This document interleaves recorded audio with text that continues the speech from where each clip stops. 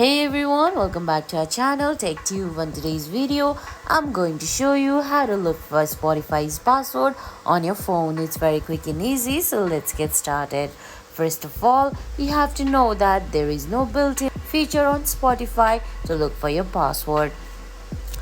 What you can do is go to your settings, then scroll down and find passwords option, select it, give your Face ID or enter your passcode, then on the search bar look for Spotify, then under accounts.spotify.com you can see your username and password. All you have to do is tap on password, then give your Face ID or your passcode, or another way to go is to go to google.com.